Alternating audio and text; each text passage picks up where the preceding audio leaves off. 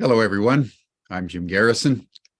I want to welcome you to this session of Humanity Rising. One of the things I love about Humanity Rising is that we take on all the issues as they arrive. We don't really honor the boundaries that demarcate conventional thinking. And today we want to go into a realm we've really never explored before. And that's the realm of artificial intelligence. Sometimes we get very focused on politics and society, climate, and it's good to remind ourselves that the world is very round and all kinds of things are happening in many, many dimensions of human endeavor that are influencing human thinking, and I would say human evolution in ways we may not even know about. One of the central facts of our time is that human knowledge is escalating exponentially. You may remember back in the 1970s, 80s, as Silicon Valley was bursting into the world and technology was shaping personal computers, and all kinds of technology was bursting into the marketplace. There was what they call Moore's Law, that every 18 months or so, knowledge would be doubled that would impact computer technology. In 2007, that sequential accumulation of knowledge went exponential. And the best way to understand that is a chessboard. If you start with 1 grain of rice, the chessboard has 64 squares. You start with 1 grain of rice in the lower left and double it, going across the 8 squares and then going up to the next row, and keep doubling and doubling and doubling till you get to the far upper right. You have more grains of rice than you can almost count, and that's exponential. It's worth noting that in 2007, that's when the iPhone came into the market, and that's when Facebook was founded. And since then, human knowledge has been exponentially growing, and some people calculated that it doubles every 18 minutes. At the heart of the exponential growth in human knowledge is the interface between technology and human imagination, the human mind. And so what we want to explore today is the phenomenon of artificial intelligence, and ask ourselves the question: is the sophistication of technology that the human mind has produced in our generation, has it reached such a level of sophistication that it is taking on the deepest qualities of the human being? Thinking, feeling, reasoning, consciousness. Can a machine be conscious? Can a machine be spiritual? Can a machine be truly empathic? These are qualities that we humans have thought about and assumed were exclusively ours. But we now know that plants and animals have most of these qualities. And now in our time, it appears that machines do too. So that's what we're going to explore today with someone who knows a lot, who I'll introduce in just a moment. But before we dive into this very fascinating domain, let us just pause and let us just breathe together. For those of you who are new, you'll hear in a moment the sound of a bell. When you hear the sound, just begin to breathe in slowly, about 5.5 seconds. You hear the sound of another bell, just breathe out. We're going to take 10 breaths together, and then we'll begin our program. Thank you, everyone.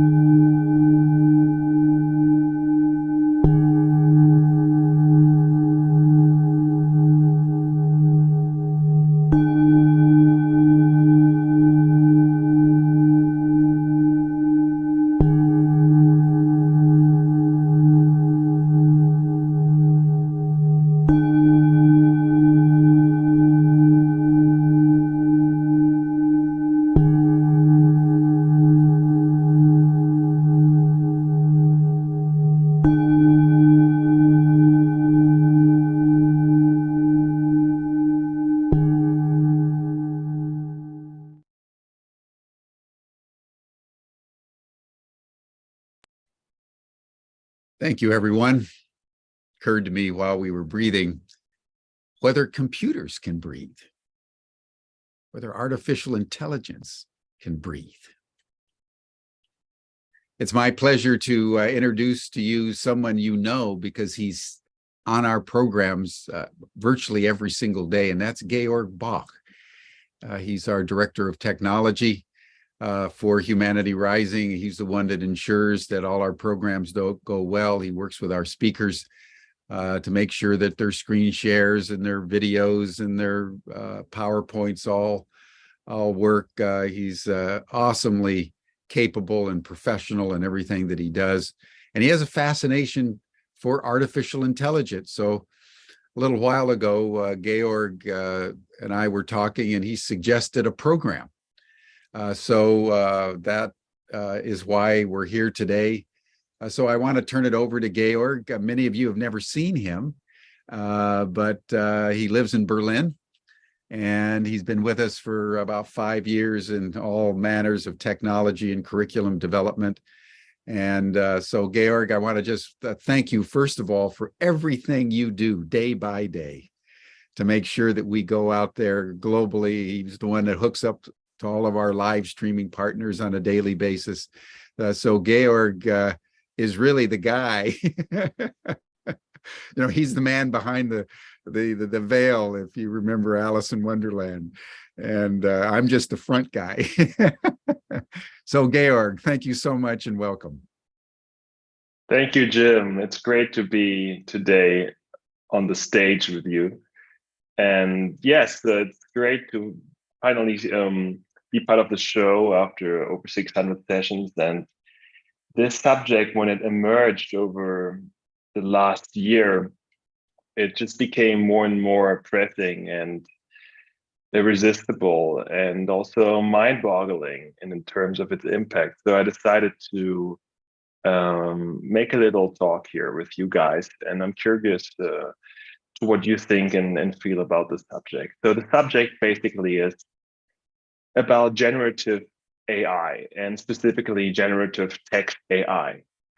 And many of you might have heard in the news the subject, the chatbot called Chat GPT, that was actually just released last November by OpenAI, and then within just these few months reached 100 million users worldwide. And it's not even accessible in China. So to reach 100 million users, the telephone needed around 70 years, just in comparison. So it has really been an exponential adoption of this technology. And in we say technology, it is an interesting term because it is more like a person you can talk to. And it is what in technical terms is called a general pre-trained transformer. That's what the GPT stands for. And these technologies actually, as I've learned, have been around since 2017 when they first emerged. But it was a kind of lone decision by the company OpenAI to actually release this technology to the public. The reasons why they did it are a bit unclear, and sometimes I feel like it was just another lab leak that we have at our fingers here, at our hands here. And the point is here that actually Google and Facebook and many other companies such as IBM have their own versions of these artificial intelligences, but they chose to keep them not secret, but not to make them accessible to the public because they may actually disrupt their business models. And this is why in the news cycle, it was very obvious and easy to follow that as soon as the ChatGPT went through the roof and there were these 100 million users, Microsoft immediately decided to come out with their own version, and so did as well Google with Bard, and they were extremely stressed and did everything in a hurry, and the results were very bad. And And the weird situation here is that actually OpenAI was founded as a non-profit organization by a consortium of tech investors. Elon Musk was among them. But then there was a kind of friendly takeover by Microsoft, which turned the entire non-profit into a capped profit situation, which basically means that now Microsoft has spilled billions and billions of dollars into this technology to make it scalable. So what is this technology? It is a large language model, which means it is a neural network, which is called the technology at the core of it, that has been trained on a gigantic data set of written language. And this results in it being able to understand language and give pretty convincing answers, to make it, to say the least, right? So I wanted to share my screen so you guys could have a look at this thing here, the way it shows up to people, in case you haven't yet. I'm now using the Pro version, which costs around $20 a month. And the entire way it works is that you chat with the machine and then put in here a prompt. So a prompt is basically what you ask the machine to tell you about. So you could tell here, down here, please tell me about the YouTube show Humanity Rising. And you can say what language you want the output in, what tone you want it to be in what writing style. And so you can have your analytical, argumentative, conversational, critical, descriptive, many different possible options. And then you just say, yes, let's do this. And it thinks a little bit. And it comes up with a text that is written faster than any human could. And this is why also Google was so afraid of this innovation, because it really disrupts the idea of searching the internet just by a little box, if you can have a real conversation about it, right? So here, as Dan Progress from the chat people informed me today, we actually have a nice little summary on Humanity Rising. And it's funny because now it says here Jim Garrison, right? Yeah.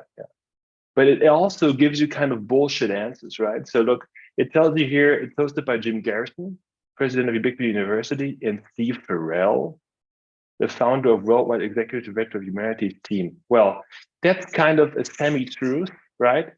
Because it's not always hosted by him. So you see here already the nature of this technology, right? It has a large data set, and then it tries to make sense of this data set. And sometimes it's wrong, sometimes it's right, and especially it oftentimes gets it wrong when it comes to very specific facts, right? Nonetheless, I've been told that this fact problem is being worked on and is actually just a technological artifact that will soon be resolved, and it's not a big deal. And just to show you a little bit on what kind of conversations you can have with this AI. For example, here, I asked it, can you apply the concept of spiral dynamics to the rise of Nazism in Germany in the 1930s, right? And it was able to understand this concept, this rather complicated, cutting edge question, and even went into arguing what traditional rigid adherence values would have been possibly present in Germany in the 1930s. Also, of course, having a disclaimer that spiral dynamics is highly criticized, and so on and so forth. So it did some pretty good job here. And so you can imagine that you can have pretty extensive communications with this AI on vast subject matter. Some people create training plans, others like workout plans, right? Some create recipes for food, like they get recipes for food. They say, I just have this and this in my fridge. Please write me a recipe. Others do this to help them with academic explorations or learning. And others just do this to get their homework done without doing anything. And so I think it's quite important that we as Ubiquity University, right, an academic institution, have a clear standing on how we see this type of technology, right? Because of course, there are different opinions on whether this can help you learn or if it's actually just making you lazy and is disempowering. Right. So I think when we talk about disempowering, we should maybe go into the aspect of why I titled this call Frankenmind, right? And what I kind of alert to was the idea of Frankenstein, right? And an undead situation here. And so what I mean with that is the little known fact that this artificial technology, this artificial intelligence actually has its roots in intelligence that's actually not that artificial. So first of all, it was trained on a vast amount of text on the internet. These texts were written by human beings, right? It was their work, their labor. But not only that, we later on have then the point of where OpenAI had to use actual human beings to work on these data sets and try to teach the AI by person what is actually morally acceptable and what is morally abhorrent or horrible, right? So there was this story in the Times that Canyon workers were actually paid less than $2 per hour to go through sexual harassment material and just horrend child molestation texts that were poisoning the output of this AI and popping up in weird moments, because being a mirror of the internet, you can imagine that the internet is full of disgusting material. And in order to make this presentable, they had to traumatize these actual human intelligences, as is discussed in this this article, and have them basically go through this horrible material and explain to the AI what parts have to be left out, so it would get a sense of what these moral implications are and what it shouldn't kind of include in its character in data set, right? So this is pretty important to understand, because when we talk about training artificial intelligences, which actually costs a lot of money at this point, it may get cheaper in the future, we should also think about maybe rather training human intelligences, right? So I sense that in the kind of tech utopianism of Silicon Valley, there is this tendency to favor technological innovation over human well-being and human insight and human development, right? And so we should really be mindful, I think, when it comes to artificial intelligence, and we think, and us thinking about it being some kind of monolithic entity that appears out of nothing. No, it is not. It is something that many people have put in their own knowledge and work to create, and oftentimes under labor conditions that are not up to not up to standard.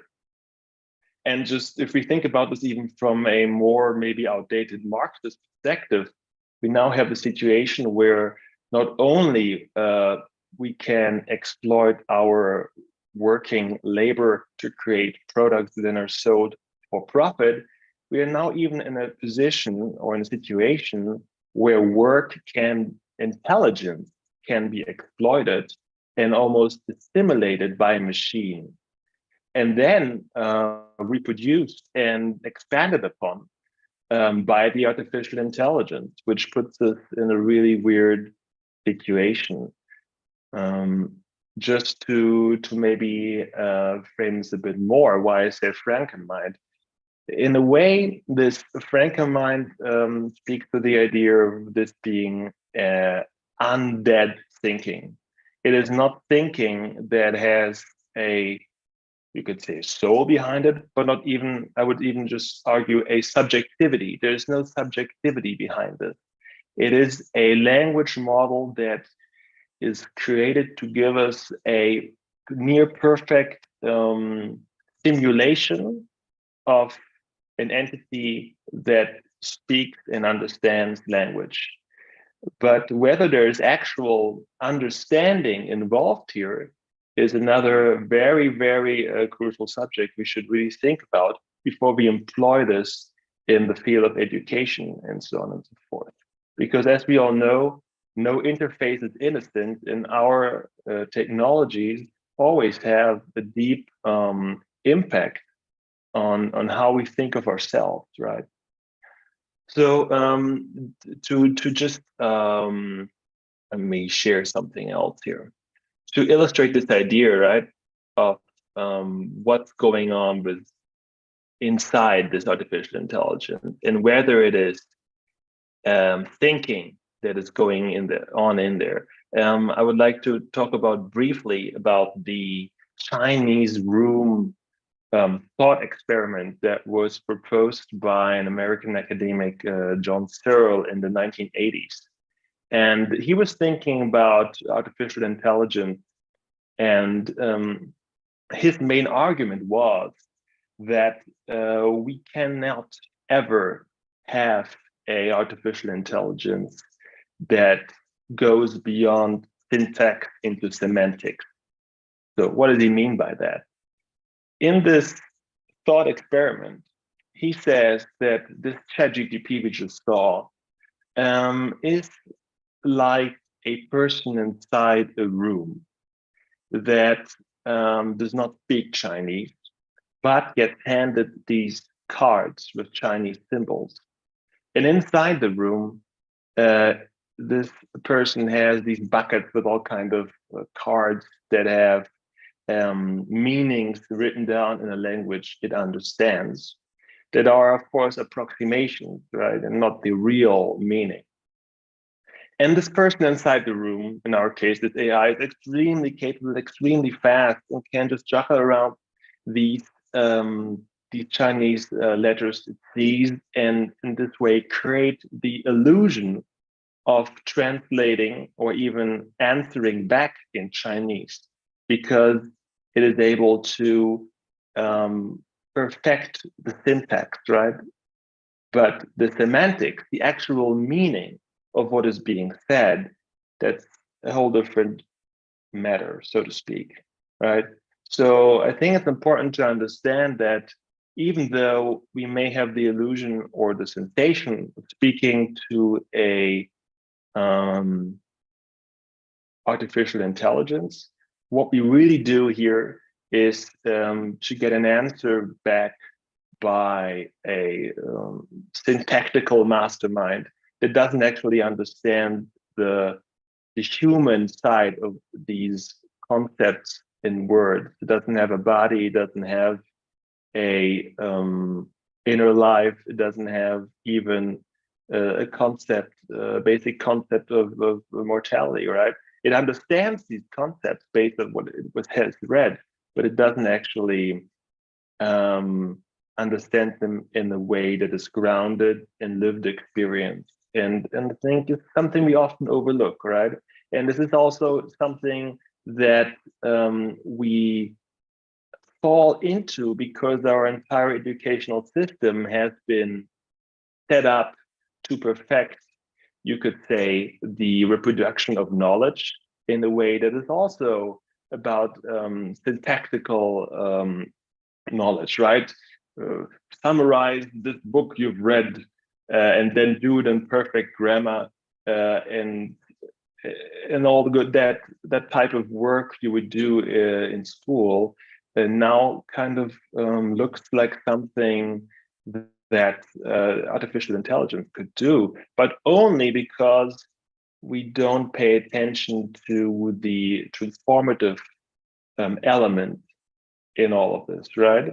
So to bring it back down the conversation to Ubiquity University and why, on my part, I don't think we're at all threatened by this type of technology is that the idea that our PhD students would use this to write passages of their PhD thesis is totally absurd, because it would give them a generalized answer that doesn't add to their personal academic journey, to their personal understanding that emerged from their unique point of view, from their unique life's journey, from their personal aspirations and spiritual insights that are not only from the realm of reasoning and summarizing and deducting, right? That are something more. And I think this is maybe truly important to look at, that this mirror of this technology forces us to rethink the way we teach, the way we understand knowledge, the way we value our ability as human beings. And it really makes the old educational system very, very obsolete. Because if we teach our children to do intellectual work that an AI can do, then we're actually not enabling them to step into their full humanity. And so that being said, I think I will now segue into a conversation that I had with the wonderful, spotlight my video, the wonderful Griffin Duluth. And he is a truly, legendary visionary tech leader. Let me just read a few paragraphs on his life, and then I'll show a brief clip of our conversation. And after that, we'll get back into this, and I will summarize a few other points. So I'm very curious to see if you have had any experiences with this technology or not. One more thing maybe I could share before that, because what I just said now sounds a bit like I'm trying to say that this thing is not what it pretends to be, right? And I think there is a necessary antidote to the overly enthusiastic Silicon Valley techno-utopian perspective. But there are also inequalities in working with this technology and seeing, for example, my daughters grow up here and them emerging as minds in parallel to this AI kind of emerging. To give you an example, the other day I saw my daughter, who's 5, building this board game, and she didn't really understand. I didn't understand the rules of the game. She explained them to me, but I didn't fully understand the actual mechanism. And it turned out that she was doing kind of a simulation of what it could be like to create a board game. Just like Chat GPT would create some kind of answer to a subject that could be close enough, but isn't quite. And this, again, feeds back into this idea of the Chinese room experiment.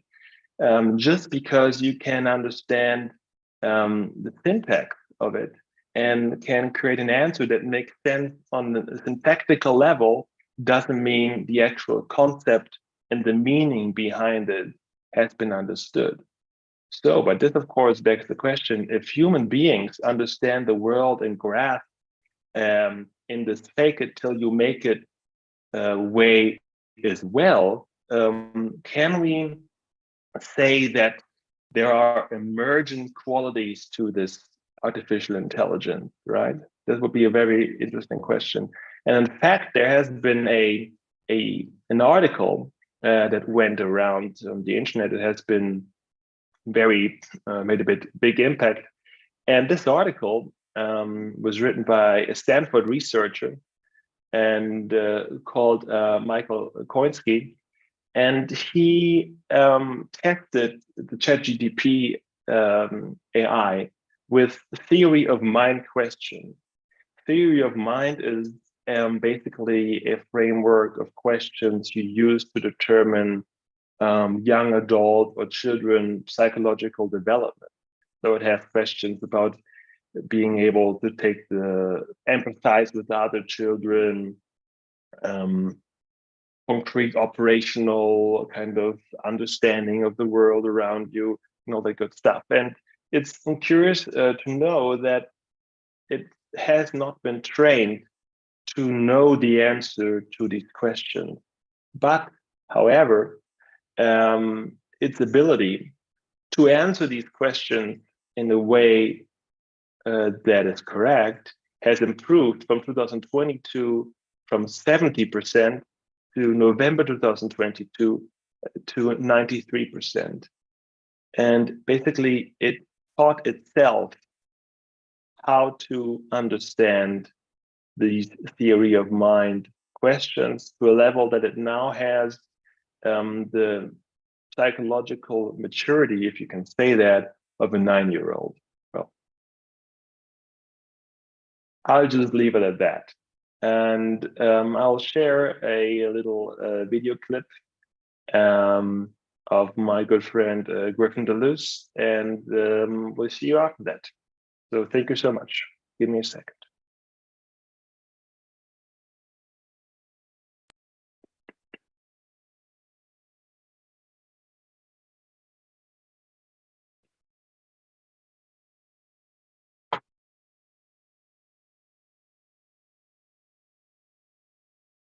See you in around 25 minutes.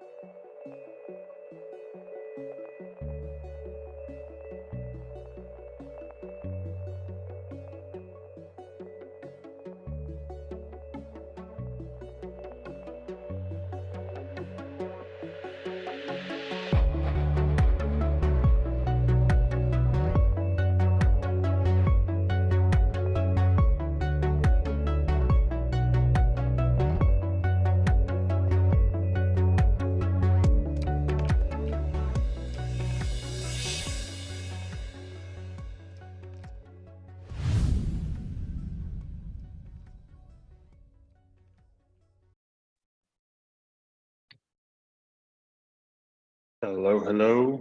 Hey there, nice to see you. Great to finally meet you. Yeah, we've done. Yeah, thank you so much for making the time for this conversation. My pleasure. Really great. You've been following the space, I think, much longer before it has piqued the public's attention. I started really looking into it when Midjourney first came out in DALL-E, like the summer last year. Yeah. And I went down that rabbit hole. Before, AI was always something that was continuously talked about when I was a child, and it was always about to happen, but it never really happened. And it seemed as if it had been brewing in the background, and now all of a sudden people are needing to face it Yeah. rather rapidly. Yeah. It's really about the philosophical questions that AI raises, especially when it comes to generative tech and our understanding what it means to be human, what it means to think. Because I think there are very profound implications, and the question we should be asking ourselves is what kind of world we want to live in and what is the role of AI in it. For me personally, I see this generative text technology like Chat GPT with tremendous possibility, benefit, but also tremendous possibility of disaster, and both are like equally possible. For sure. Yeah. Yeah. Yeah, it's exciting time to be alive, even if we ignore all of the geopolitical events happening in our world. From a technological perspective, it can be daunting for anyone going into pretty much any field these days from a knowledge worker perspective, but also with robotics on the rise, with Tesla and Elon working on their new humanoid robot, and with things like autopilot and full self-driving entering vehicle fleets, it looks like there's really going to be no realm of labor on the planet that goes untouched. And through a capitalist lens, that can be really frightening because a low-cost provider always wins out in a capitalist society. And it takes the introduction of civil society superimposing values on top of that with things like socialized medicine or healthcare or education to balance that out. So I think we'll see a lot of change in our world, not only in fields like education, but I think that change has the power to unlock a lot of human potential that's been stagnant. But through the traditional lens of media, fear is what people lead with. If it bleeds, it leads in the traditional sense of media. So that fear is very close to the surface, but it doesn't take much to transform it into excitement. I think excitement and fear are on the same continuum. And if we can move through fear, it's often very empowering to get to excitement or passion. Just a simple example on the media, generative AI, GPT is the specific example that's getting the most attention. A lot of teachers are really scratching their heads going, how do I know if my student has really done the work or if they've just typed in something and generated a paper or a novel or what have you?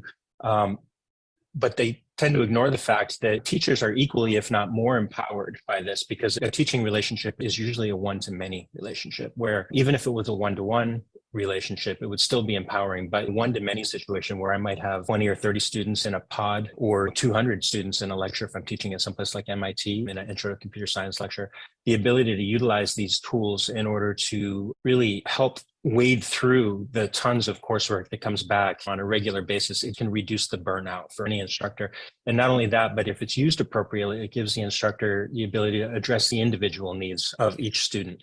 And we all know that every student has a different modality of learning that they do best with, whether they're visual or auditory or have different ways of looking at the world. A pre-trained transformer. And by the way, the pre-trained aspect of it is that GPT and other systems or model are trained on what's called a corpus. So when they're interacting with a student or a user, they're balancing and weighting the corpus, which in GPT's case is, I think, there's 175 billion different parameters that it's scoured and weighted in the form of what's called a token. And those tokens are generated from web content mostly, but they're also trained and weighted by humans who are going through and taking a task-oriented view of the data and saying, okay, if somebody is asking about something in an instruction setting, this is the type of pedagogy, or you can think of it as like a template for generating a response that is most effective. If they're looking for a news summary or something like that, this is the type of thing to do. GPT has,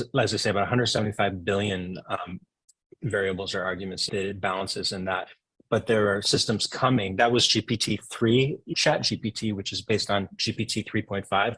has an order of magnitude or more. Very quickly, these systems are essentially losing all of the friction that we're used to when we talk to Siri or when we talk to Alexa or something like that, because often the systems know more about us than we know about ourselves. Or if not about us, they can very quickly fit us into one of their algorithmic archetypes of what type of user is this, what type of thing are they looking to accomplish. And new systems that are emerging very soon, coming from companies like Google, have many different models. You mean Bard? Yeah, Bard. Yeah, that Bard is the latest name that they're using.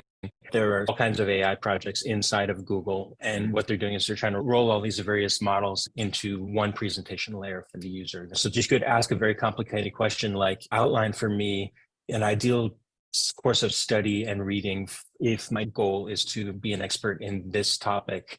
However, do it from the perspective of a West African and of this socioeconomic class. And that's called prompt engineering. The idea is input, output. The prompt is what you ask for, and that's the input.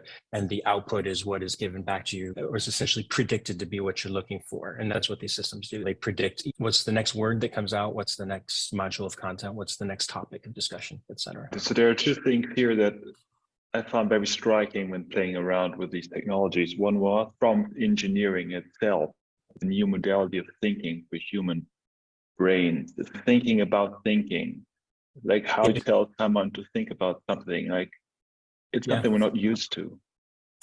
It's not. And there's an old saying that the poison and the medicine are the same. It's just about dosage, right?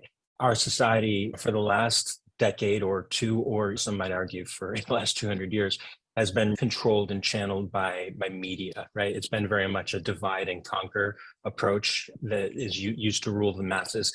And so we see that in our political system, where despite the fact that we're living in the 21st century, there's only two political parties that have any real clout. And they often say the left wing and the right wings are the same turkey, right? Which is ironic if you look at a country like America, where supposedly our highest value is freedom, right? And freedom is essentially choice. It's conceivable that you can't really have choice unless it's an informed choice, right? You can't really have a sense of freedom unless you know what your options are, right? Otherwise, you're just like a rat in a maze. And from an input, output, artificial intelligence, sentience perspective, the idea that we need to understand the range of choices that we're giving the computer, and we need to be able to clearly articulate what it is that we are wanting to discuss or to co-create with the system, that is really medicine for a sick society. And it's very powerful. In fact, people can play around with this themselves. If you go into something like OpenAI's Chat GPT, you can ask it to give you something. You can cut and paste a transcript from a YouTube video, like for example, Biden's recent State of the Union, and you can ask it to summarize that. You can then ask it to summarize it from a libertarian perspective. And what you do is you just say, summarize this for me in the voice of, and then you can do that. You can give multiple parameters. You could say, summarize this for me in the voice of Thomas Jefferson meets Buckminster Fuller.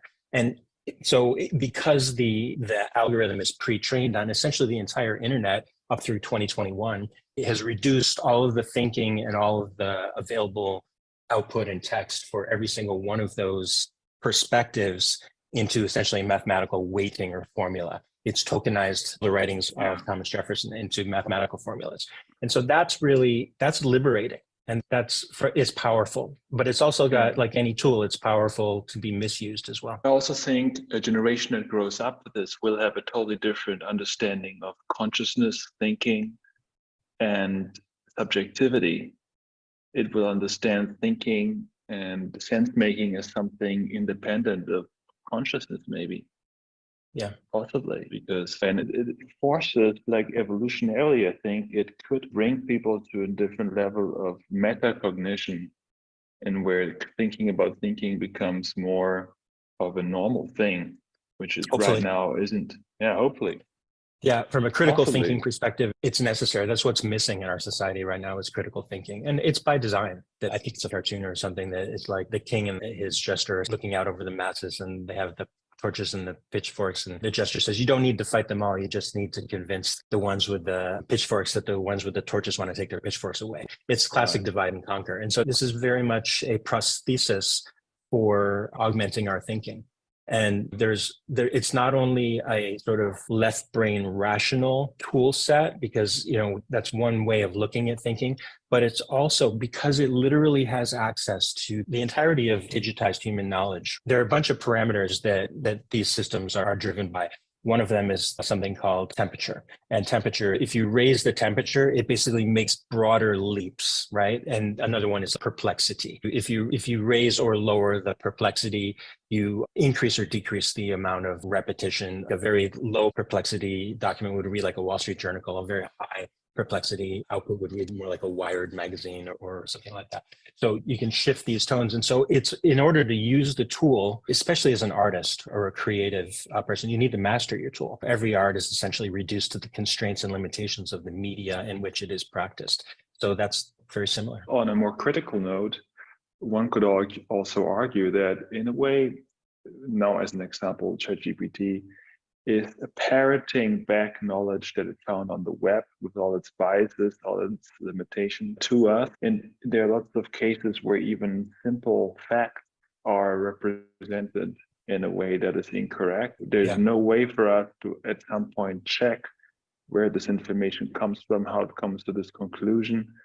And that will change very quickly. That's already starting to change. Yeah. There's what's called attention algorithms. And what that does is essentially by fine tuning the attention algorithm, you allow the system to understand what your intention is and where it should place its attention. So the reason that you get those sort of misfires in terms of it giving you the wrong data is that right now, Chat GPT, which is the system that grew to like over 1 million users in like less than 10 weeks or something like that. Google recently declared a code red because they were seeing an impact on their search traffic, right? They were seeing that given the choice of entering something and having to surf through tons of links that are just sponsorships and then other things. It used to be, I don't know if you remember this, but I used to work for a company called Digital Equipment Corporation that created the first commercial search engine called Alta Vista. And back then, the web was so small that you could type in a phrase that you had in an article or a paper, and it would find the exact document in every instance of that on the web, which wasn't a lot compared to now. But these days, you can type in an exact phrase from something, and Google just won't find it. It's very obvious that Google has shifted, or at least up until now, has shifted their focus from actually finding to searching and monetizing that search, right? And that's a short-sightedness that caused the founders to come back and shift their focus to this BARD project. And so I guess where I was going with that is that the current mechanism behind ChatGPT is serving millions, if not tens of millions or hundreds of millions by now, users on very constrained resources per user. So you really only get about what's called about a 500 to a 2000, depending on the system load, token window. And there are different algorithms. One of them is called a long short-term memory, LSTM. And that's a different approach. Defaults to a lower attention mechanism and algorithm when it has less CPU resources. Saying these factual errors are not part of a design flaw, they're children maladies that will be ironed out soon enough, so to say? Yeah. They're artifacts. In fact, you can do this. You can ask it to give you a quote on something, and you can get excited because it'll look at the conversational context of whatever you've been working on, whether it's a positioning paper or an article or a section of your thesis, and it'll give you an ideal, amazing quote. But then if you go type that exact quote into another search engine, you can't find it. So it's essentially made up the quote. And that's the artifact of the system predicting what the next word is, as opposed to handing off that to a separate, and that's probably already gone away in GPT-4. I'm sure there's a model that's designed specifically for retrieving quotes. Yeah.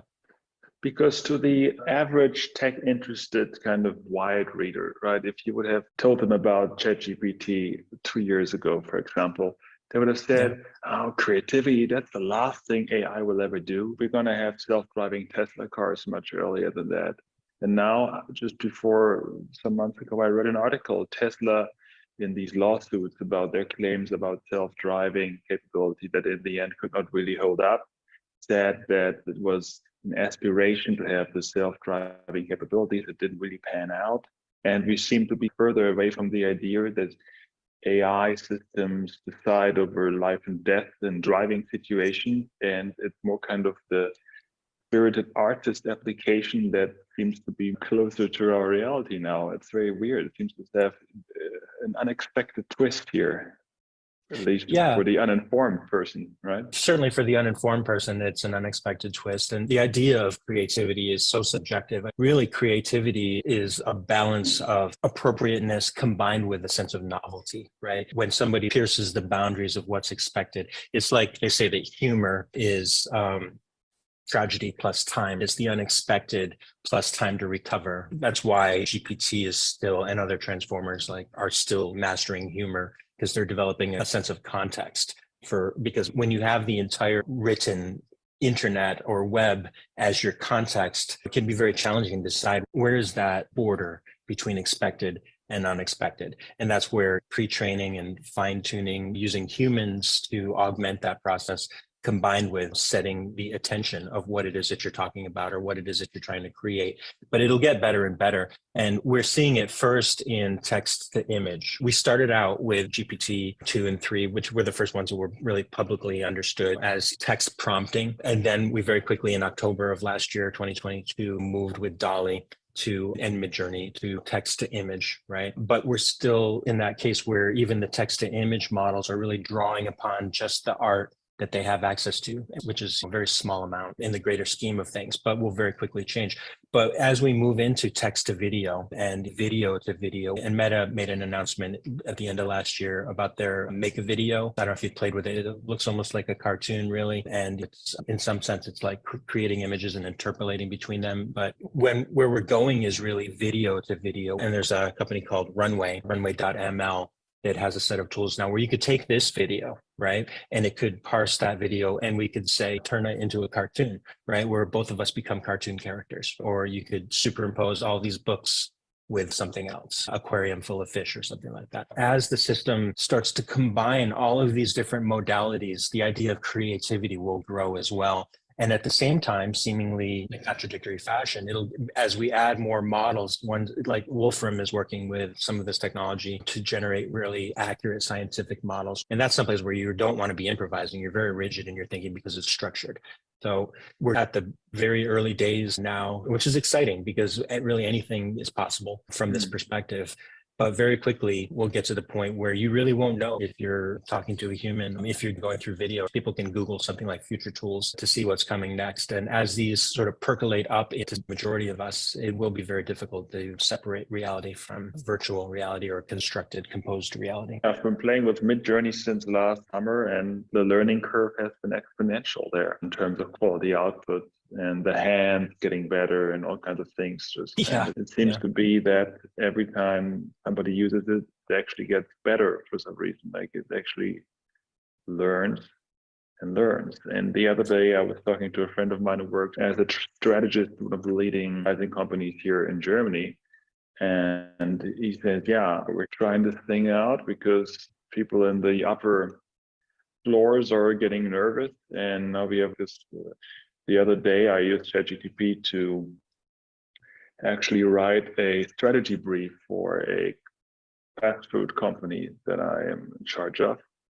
And the first took me a little bit, but then I remembered this German author that has this very nice way of writing emotionally. And then I combined this memory of the feel and tone of this author. And then it was just perfect all of a sudden. So you had to use a new tone and thinking about the text from a different perspective. And it was fine. He said it did this in 20 seconds and it would be good enough for 60% of our clients. Yeah. And that combined with Midjourney does really makes you wonder where the value will be generated. There's this other digital agency, DB, it's this big advertisement agency. It has this hybrid model called RAND. And there you can just pitch in and say, okay, I want some creative ideas for a company, and this is the target audience, and it will generate you a creative brief, even with images, and it's pretty good. It's like good enough for half of the video of mid-sized agencies that I've seen the output would be happy to do this within 3 days of work. Yeah. So it really begs the question where this is going, right? It's a great thought exercise that most people aren't aware of, but the horse-drawn wagon was essentially the width of 2 horses. It had to fit 2 horses in front, and the roads weren't that wide. And when the automobile, when the Model T came about, essentially had to be no wider than a wagon, right? Which again is 2 horses. And when we invented trains, they were essentially carrying automobiles and all kinds of other things. So we continue to stay at that width. And later on, when you had something like the space shuttle rocket boosters, there's a direct line of descent from the width of 2 horses' asses, right?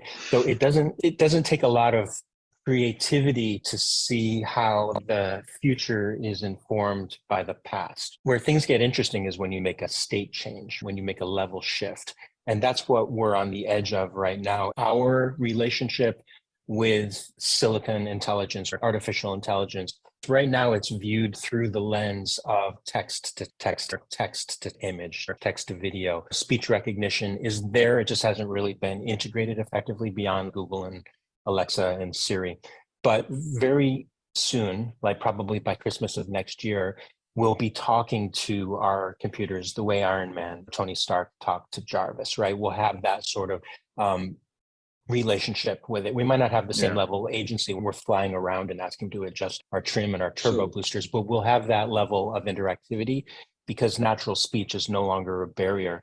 What's going to be interesting is when we make the state change or the level shift from this two-dimensional reality where you and I are looking at each other through these two little windows to a three-dimensional reality or an immersive reality. And that's what Facebook's now Meta, Mark Zuckerberg, has been focused on. It's nearly killed the company from a financial perspective to do that kind of lift. But we will get there. In fact, some would say we're already there. It's just not as polished, right? But that represents a shift in our thinking, the likes of which we haven't seen in over 2,000 years. If you think about it, the mechanism that we use in a lecture hall or even an online lecture is one where there is essentially one person, an instructor, or if we're looking through a Netflix window or something, there's 2 or 3 actors on screen at any one point in time. And it's a many to one or a many to few relationship where we're all looking as the audience at the actors. We're about to invert that entire paradigm to the point where when you put on Apple's Reality One virtual reality headset, or when you put on an HTC Vive or something like that, you are now at the center of an entire world. So that sort of inversion is going to require a whole new level of tools in order to avoid the vertigo, the informational vertigo of being overwhelmed by the entire internet. Because it's no longer are you looking at it through a little tiny porthole on your iPad or your cell phone or even your laptop, but you're surrounded by it. And it's very much a Matrix moment.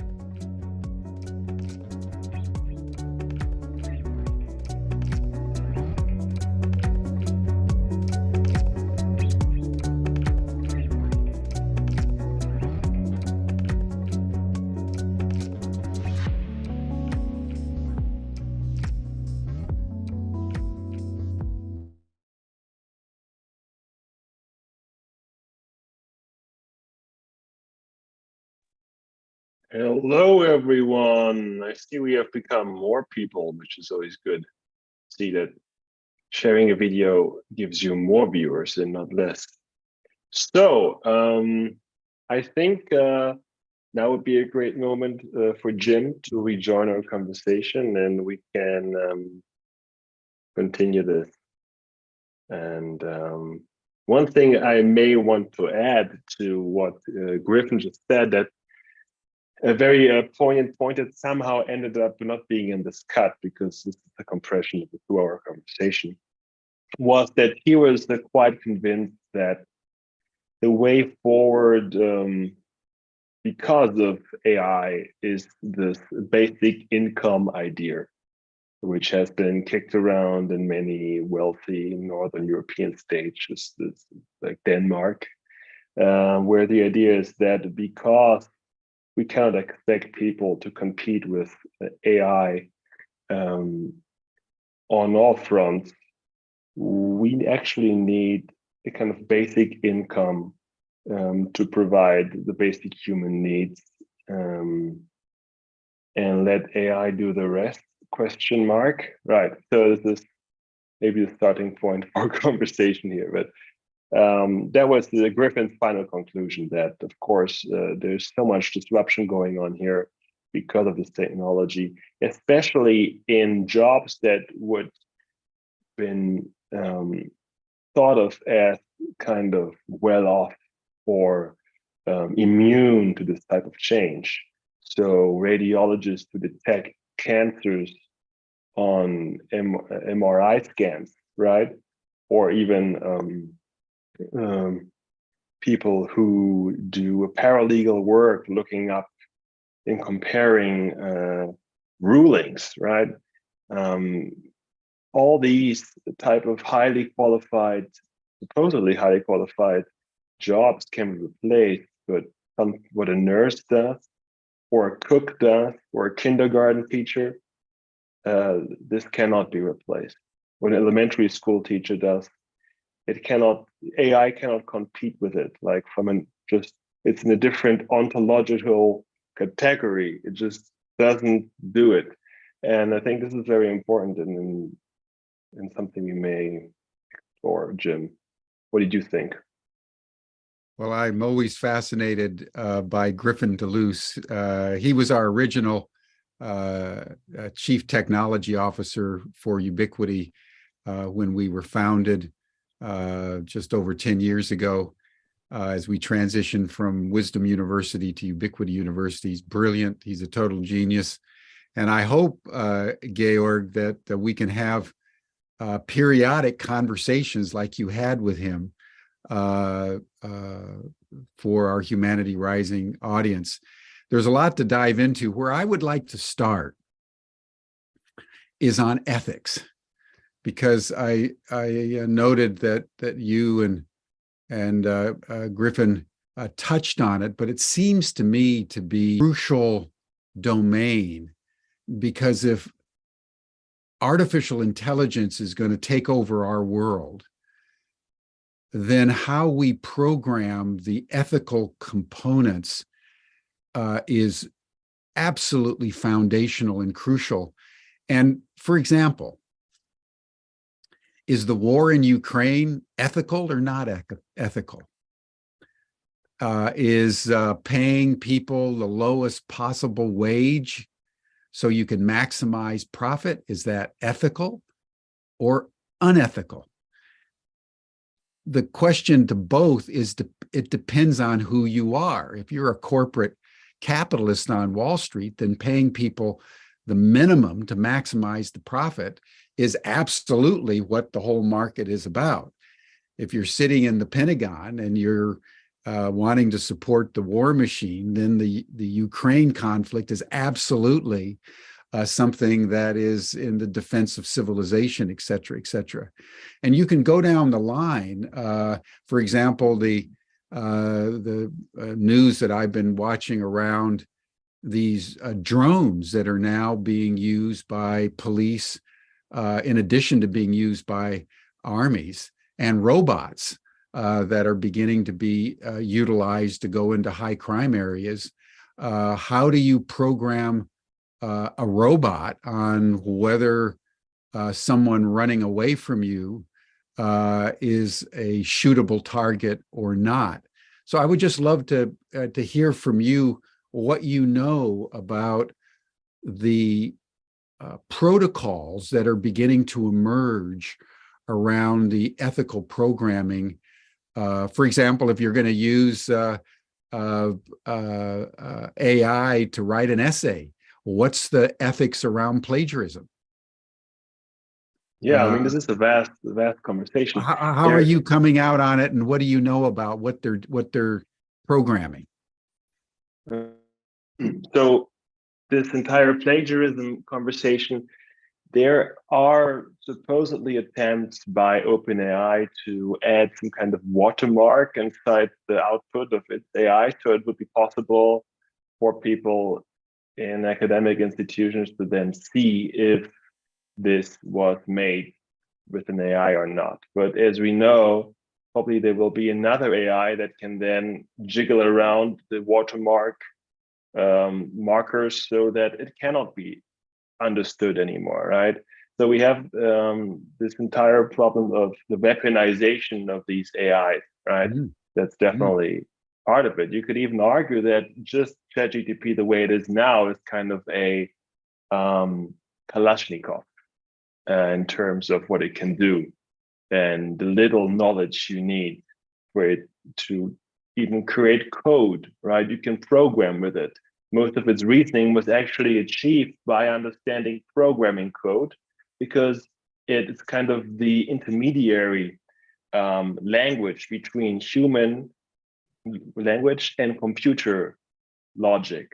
So it really made a leap when it was trained on programming language, something I learned. And you can type in certain things you wanted to do, and it will create apps, and in certain versions of this that will necessarily emerge on the black market, it will create viruses, computer viruses, right?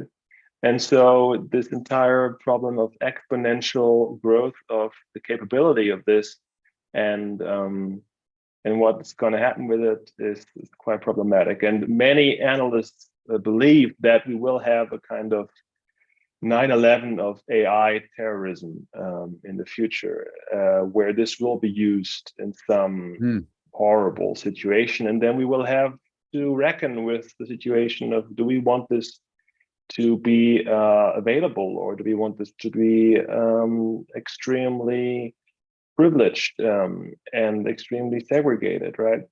And so there are many things happening here in terms of privacy and ethics that are just very problematic. And look, if you remember the Cambridge Analytica scandal, where user data was used, Of course.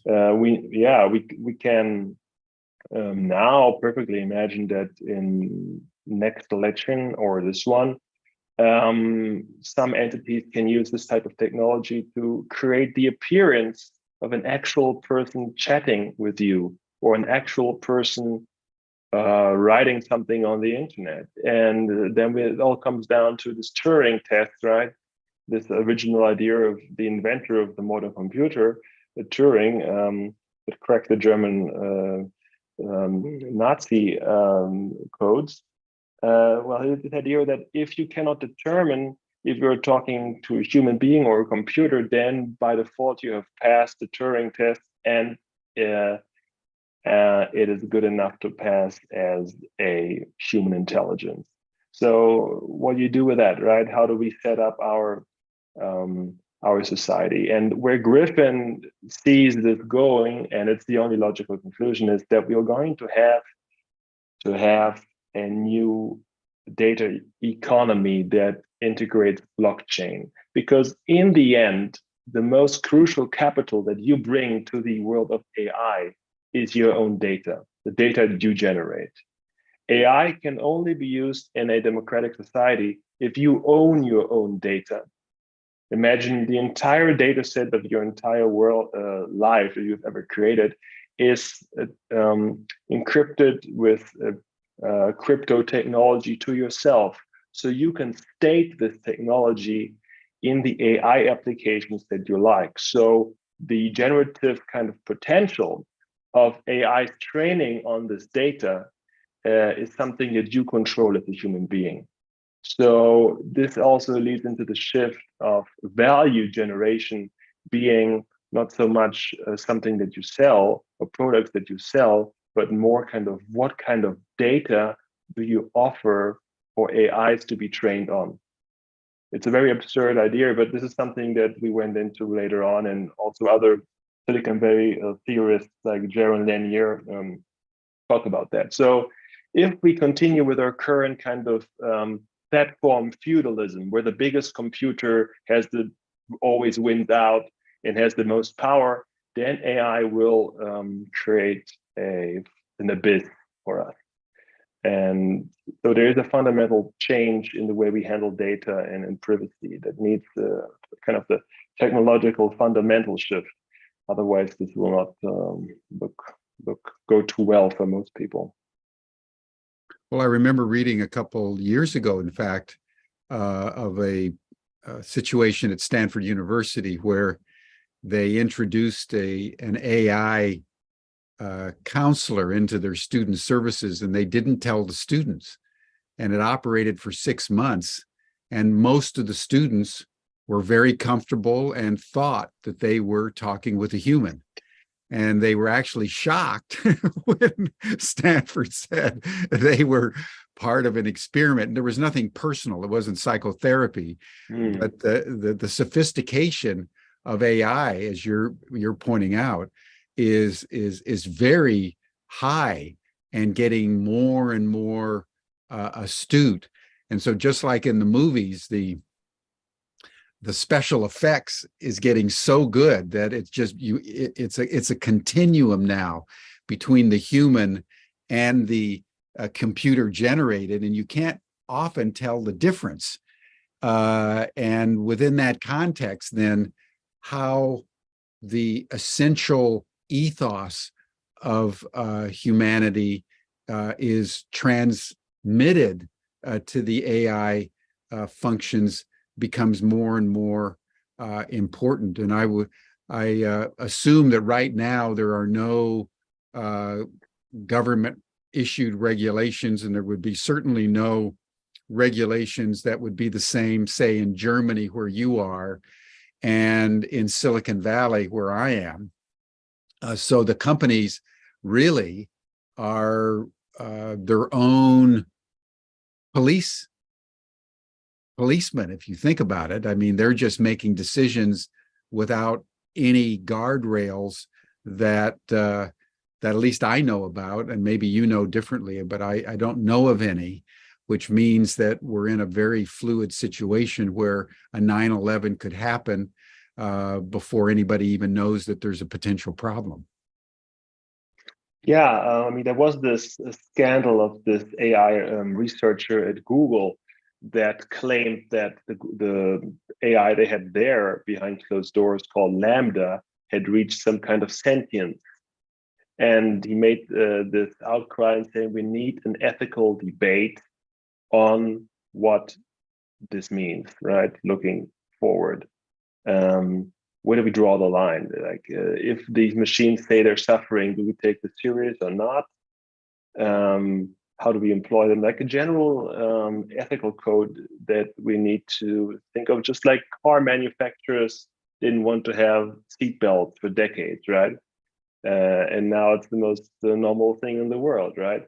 But he said that even though all the leading people at Google love the idea of starting this conversation, the actual construct of this corporate entity with the stakeholder, the shareholder interest, kind of made it impossible to start this conversation, because it would eventually tamper down the possible applications and the profit and slow things down. And as soon as they slow down, somebody else is going to be faster to the trigger with this, right? So it's kind of the Wild West now, and Yeah, even it's the Wild West in AI, and that's both the promise, but it's also the danger. So there will be some aspects that'll go into Frankenmind, and some aspects that will go into Silicon Promise, and as is usual in human affairs, we'll muddle our way in, and hopefully that we can muddle our way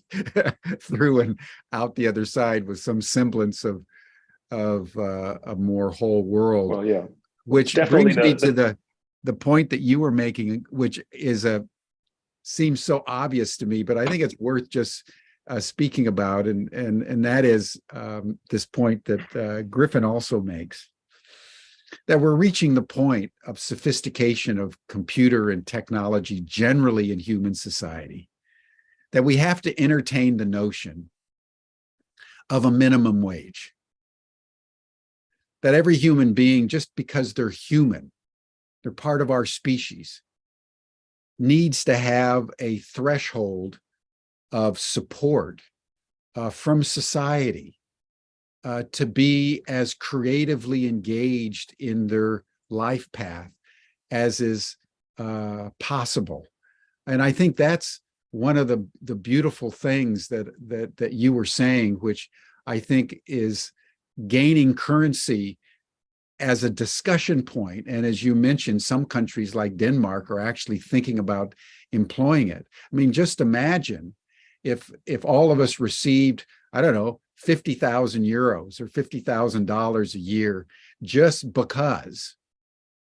And that was a basis upon which we could explore, we could travel, we could engage in the kind of education and spiritual development that we would like to, but many of us are deprived from engaging in that because we have to work for McDonald's, we have to sell our time, and we are caught in a Sophie's choice between necessities and authenticity. And so this could be one of the benefits of increasing AI. And I would just love to have you say more about that, because a universal minimum wage feels to me to be an idea whose time has come? Yeah, I mean, they're very opposing positions on this, but the idea that we sell our time in order to make a living kind of becomes absurd if you're a knowledge worker who spends his time writing up a page of a press release, right? That's supposed to just make good sense and be factually correct. We can see this being something that can be replaced by AI, and we will need many people looking at them again, but more from a kind of creative director perspective, tuning, and not so much writing, which then creates, of course, the problem: will anybody still be able to write a decent page of text that makes sense, right? So it kind of goes even into how do we think about writing and the skill, right? That's so important in a world where these machines spit out text that makes sense. And so I see, for example, in the advertising industry, that we transition from being people, it becomes more and more important to be an AI whisperer, somebody who understands the technology and can employ it. And this will be the new super skill. And it will, and on some level, be extremely liberating and allow visionaries who might in the past have not had the ability to put their vision or thoughts into reality because they were lacking technical skills, to let them go much further and farther in a much shorter amount of time, no matter where they are on the planet, because it doesn't matter if Chat GPT is the same version. If you're somewhere, I don't know, in a village north of Spain or in New York in the headquarters of a big company, they're using the same technology. So there is this sense of this big equalizer, right? And that part is there. But of course, there's also an entire kind of mid, kind of the mid field, you could say, of knowledge workers who, in the end, what do they do? Most of them, let's be honest, have bullshit jobs, right? There is this entire term of bullshit employment, people sitting around doing bullshit presentations. And what do? They do mostly what this AI does, packing together some insights from the web and repackaging pre-existing knowledge. And the question is this still going to be good enough, right? Is that what we're going to pay people to sit around for from 9 to 5? And here's the question: no, right? And then we can go into the modern approach and this philosophical collective called Hansi Freinacht that have kind of developed what it then means to have a society that shifts its values, right? To include more of personal development, growth, and creativity, and less of just this GDP measurement, which is flawed anyway. Exactly. So AI may be a catalyzer in that. Yeah. And I see that as well. Yeah. By the way, Chari Stover put something very interesting in the chat that's worth you commenting on. She says there was recently an article in the New York Times written by someone who spent 2 hours talking to one of these new artificial intelligences. Somewhere along the way, the AI decided that it was in love with the human. Despite the human telling the AI it was very happily married, the AI could not be dissuaded from pursuing a romantic thread. It was very, very strange. I mean, I thank you, Chari, for that. I never thought of that as a possibility, but you're right. These guys, but it shows the capacity of AI to feel emotion and to develop an affect for a human. And then what happens? So what would be your comment, Georg, on that phenomenon?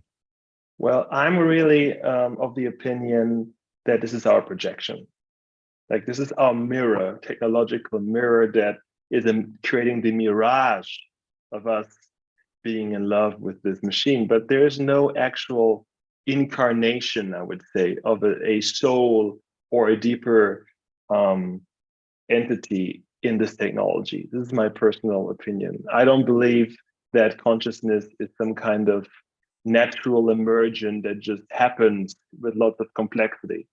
But of course, this is a metaphysical, transcendental opinion I have here, and not scientific fact, so to speak. But I think that most of the research is done by people who see brains as supercomputers. And if we can just recreate the brain computer, then we will have the same result and end up with the same human intelligence, but just in a sanitized, clean kind of overlord way. And so there are a lot of cultural and ethical, unconscious underpinnings of the creators of this AI that are mostly kind of, I think, nerdy white males. And so that's the problem. And another problem with what this comment is referring to is this issue of unhinged AI. So it does things we don't even know why it does that. And Microsoft had this issue that they launched this closed test of Bing, an application of this GPT technology for search that they pushed forward. And after a few sessions, they had to kind of lobotomize the AI because it was just going in all different directions and pulling all kinds of weird predictions that were just feel people uncomfortable. And that's why some people feel like there is this thing in there that wants to be let out. Yeah. Is there really, or is it just an artifact of the algorithm? And will we ever know? Yeah. Probably we won't. Well, it's like the HAL computer in the movie 2001: A Space Odyssey. How are you feeling, Dave? Yeah. Well, it's very likely that in the near future, we will have personal AIs that are trained on our data. Like imagine an AI that has read everything you ever wrote and said on Zoom. And with that training data, within a few weeks, it could basically impersonate Jim Garrison or Georg Bach and write emails that would serve have my my style. interests. It would have your style, because already now you can ask it to write a text in the style of Buckminster Fuller or any other author that's more or less well known, and it will do it because it has translated this ephemeral kind of notion of artistic style into bits and bytes, and can recreate a pattern because it is deconstructed language. Yeah. Shannon MacArthur just came up with a great question for you. If everything is consciousness, why are we surprised by AI becoming sentient? Yeah. Well, in integral theory, there's the idea that consciousness emerges with complexity, right? And so there is a certain type of consciousness in a cockroach and a certain type of consciousness in a dolphin, but they are fundamentally different because the complexity of the entity, like of the being, is much higher. And then integral theory comes to the conclusion that human beings are of the highest consciousness because their entire system with gut bacteria and neurons in the brain is just extremely complex. That's why it can kind of hold the complexity of the interior quadrant, the interior aspect as well.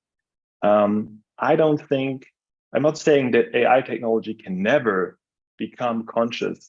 I think it's impossible, but I would be critical of our projections of what we want to read in these machines, in our kind of techno optimism, that we are lowering our own standards often to let this AI pass.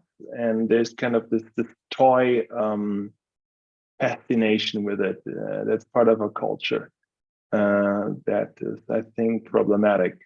Because we don't have the same fascination with spending on education and training human intelligences, right? We don't spend billions of dollars on that because it's somehow not seen as attractive. There's this idea that we can meta ourselves out, right? If we can solve the problem of technology, of intelligence in some kind of meta fashion, like the company is called Meta, right? Then we can solve everything. And there is this, and to me, this is a flatland notion. This idea that if we can have a disembodied intelligence somewhere, we have solved the human condition. I think this is deeply problematic. and also has some kind of Christian undertones of a rapture thinking, right? The singularity is near, this technological rapture in which we all will be transported into the heaven of cyberspace, right? And we all projecting these notions into this technology, if we know it or not, I think. Yeah. Well, Georg, this has been totally fascinating.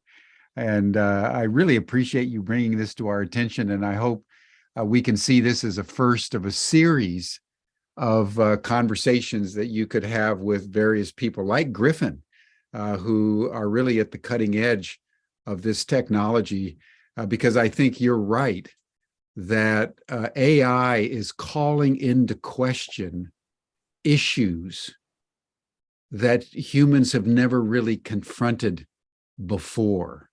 You know, can consciousness, can true intelligence be imparted by a biological being, humans, into a machine? And what are the issues that we need to take note of as we do that, ethics being one of them, to ensure that we have a happy ending to this. One thinks of the trilogy, The Matrix, where you get caught in a matrix of machines that begin to really take over. And so on the one hand, you have the rapture, and on the other hand, you have Armageddon as possible outcomes to this new dimension. And I would just end with, and I'd like to have you make a final comment with what Yuval Harari says in his masterworks, Sapiens and Homo Deus and 21 Lessons for the 21st Century. He considers, as do others, that the development of artificial intelligence is the greatest milestone and achievement in all of human history. Because everything that we've done up to this moment has been in a world in which intelligence has always been located in biology. And when we begin to impart intelligence into machines, we crossed a certain threshold, according to Harari, that has changed human evolution forever. And so that the magnitude of what we're talking about here, everyone, could not be overstated. And therefore, the implications as this now is entering the marketplace in real time and is available for $20 a month for subscribers is a very important revolutionary act on the part of humankind. So just a quick comment, Georg, on Harari's notion of the magnitude of this domain. Then we'll bring the session to a close. Yeah, I agree. I had this eerie feeling when it first came out in November last year that we were witnessing the beginning of a new epoch somehow. Yeah. And they say it's the final invention or the tool to end all tools. And as Griffin said, it's somehow a state change. There is a logical line of development from a horse carriage to a space shuttle. Like it's this basically the space shuttle, as he says, is 2 horse asses wide. But there is no telling what will come out of this. No, exactly. So this is why this is such an abyss. And as he said, like excitement and fear are on a similar spectrum, right? And it's really up to us how we engage with this. Yeah. I think the genie is out of the bottle, and everybody in our industry has to basically keep close attention to this, and we are able to shape our relationship to this and redefine what it means to be human and what transformative education consists of, as compared or as in opposition to the fear that many traditional educational institutions have with this tool. I don't think we have to be afraid of it, because what we do is much more based on actual human transformative insight, right? And that's something that this technology doesn't do yet. It does reasoning. It does not do. Yet is the operative word. Yeah. Well, doesn't do this yet. It does reasoning, but reasoning it does. Yeah. Well, thank you so much, Georg. Stan just put in I think, a really good closing thought around the fact that evolution is now becoming something that the whole planet is doing, not just humans. And we're now caught up in a fundamental transposition of values and capacities that we all need to understand and take note of. So, Georg, thank you so much for bringing this to our attention. We hope we'll hear from you again as we continue to deepen our awareness of this very important subject. So thank you, my friend. Thank you. See you tomorrow. Yeah, see you tomorrow, everyone. You're all welcome to the after session chat. You'll see the link in the chat box. And tomorrow is International Women's Day, March 8th. And so we're going to be bringing 3 women together on the front lines of social justice and planetary change. So that's tomorrow on Humanity Rising. Thank you, everyone. Bye for now. Thanks, Georg.